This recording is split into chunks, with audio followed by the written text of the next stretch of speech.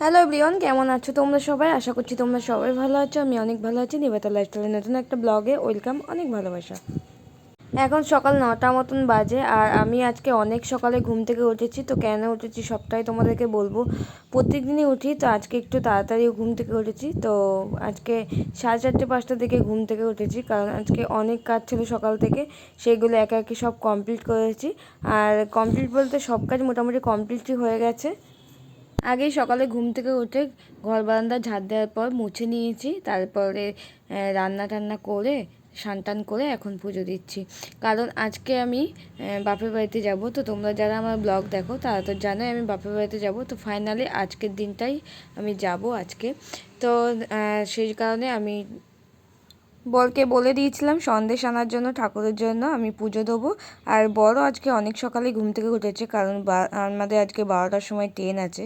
তো তার আগেই আমাদের বেরোতে হবে, 1 ঘন্টা আগে, 11টার দিকে বেরাবো। রান্নাও তো কমপ্লিট হয়ে গেছে। কালকে যে বর মাছগুলো নিয়ে এসেছিলো, তো ওই মাছগুলো আজকে রান্না করে দিলাম। আর আমাদের খাবারের জন্য তো নিরামিষই নিয়ে যাব। নিরামিষ বলতে মাছ ডিম ওগুলো তো নিয়ে যাওয়া যাবে না, কারণ মেয়েকে সঙ্গে করে নিয়ে যাব। সেই জন্য আলুর দম করে নিয়েছি আর ভাত নিয়ে যাব। আর বাড়ির থেকে সবাই বলছিল লুচি নিয়ে যাওয়ার জন্য, কিন্তু প্রচণ্ড গরম, তো সেই জন্য লুচি নিয়ে যাব না। এমনিতেই সারা রাত জার্নি হবে, সেই জন্য আমি লুচি নিয়ে নিই, ভাতে নিয়ে নিয়েছি। আমার পুজো দেওয়াটাও কমপ্লিট হয়ে গেছে। আর এখন আমি নমস্কার করে নিচ্ছি, তারপরে মেয়েকে রেডি করাবো, কারণ মেয়েকে স্নান টান করিয়ে নিয়ে যাব একবারে। কারণ সারাদিনই জার্নি হবে, সেই জন্য স্নান টান করিয়ে নেবো। একটু সকাল সকালই আজকে হবে।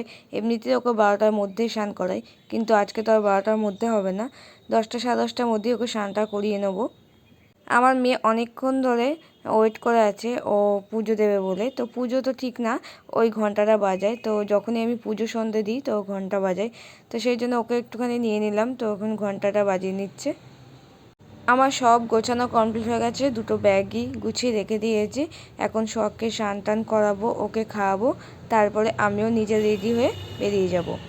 মেয়ের জন্য দুধ, স্যালাক্স, দুটো ফ্লাক্সে গরম জল নিয়ে নিয়েছি। একটা ফ্লাক্স হবে না, সেই জন্য দুটো ফ্লাক্সই নিয়ে নিয়েছি, কারণ সারাদিনের জার্নি আর রাতে অনেক রাতে নামবো।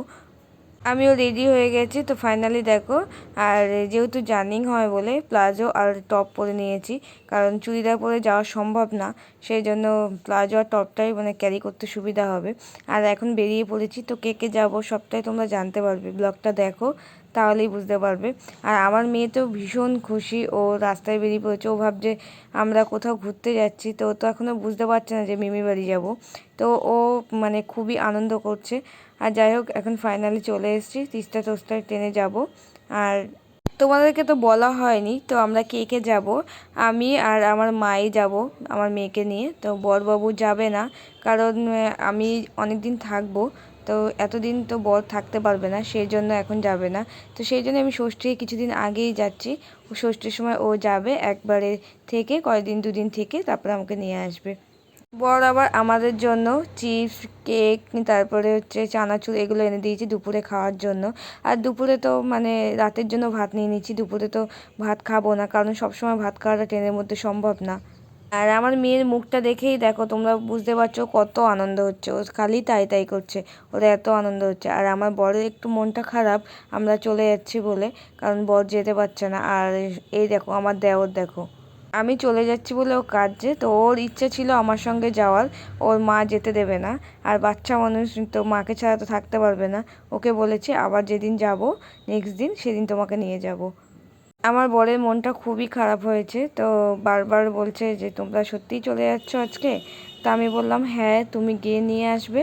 আর আমার বর দেখো আমার মেয়েকে টাকা দিয়েছে, বলে সোনামা তুমি চলে যাচ্ছ, এই টাকাটা তুমি রাখো। 200 টাকা দিয়েছে, তো ও হাতে করে রেখে দিয়েছে। তো ওকে বলেছে যে আমাকে বলে দিল যে ওর জন্য কিছু কিনে দেওয়ার জন্য যাওয়ার সময়। তা আমি বললাম ঠিক আছে। আর ট্রেনটাও ছেড়ে দিয়েছে, কোচবিহার পর্যন্ত বর দিয়ে আসলো। আর তারপর ও নেমে পড়েছে। আর এখন আমি, মা আর আমার মনা বসে আছি। তো দেখো আমার মেয়ের তো সেই আনন্দ হচ্ছে। আমাদের সিটটা এত বাজে পড়েছে, উপরে আর মিডল সিট পড়েছে, এত বাজে। মেয়েকে তো নিয়ে যাওয়া এভাবে তো সম্ভব না, নিচের সিটটাই সুবিধা হয়। তো দেখবো যার নিচের সিট তাকে বলে দেখবো, রিকোয়েস্ট করে যে নিচের সিটটা দেয়। তো নিচের সিটে লোক আসেনি, তো আমার মেয়েকে একটুখানি বালিশ নিয়ে চলে এসেছি, মেয়েকে শুয়ে দিয়েছি আর সঙ্গে গণেশ নিয়ে এসেছি, তো খেলছে। আর এই ব্যাগটা নিয়েও এখন খেলা করছে। আর মানে যেহেতু গরম লাগছে, কোলের মধ্যে রাখলে বেশি গরম লাগে, সেই জন্য ওকে শুয়ে দিয়েছিলাম। আর পাশে একটা বোন এই যে আমার মেয়ের সাথে খেলছে, আর আমার মেয়ে দেখো ওর সাথে খেলছে, তো দিদিভাই দিদিভাই করে। তো যাই হোক, আমার মেয়ের তো সেই মজা করছে, ও এটা নিয়ে দুবার জার্নিং হচ্ছে ট্রেনে। তাতে আর কন্টিনিউ ভিডিওটা করতে পারিনি, কারণ মেয়ে খুব জ্বালাচ্ছিল ট্রেনের মধ্যে, সেই জন্য আর ভিডিওটা করা সম্ভব হয়নি। আর রাত এখন 1টা বাজে, এখন নেমে পড়ছি, আমাকে নিতে এসছে দিদি জামাইবাবু আর দিদির মেয়ে। তো বাড়ি চলে এসেছি ফাইনালি, আর দিদির মেয়ে এসেই দেখছি দুষ্টুমি শুরু করে দিয়েছে। তো চলো আজকে ব্লগটা এখানেই শেষ করলাম। কেমন লাগলো কমেন্ট করে জানিও, ভালো লাগলে সাবস্ক্রাইব করো।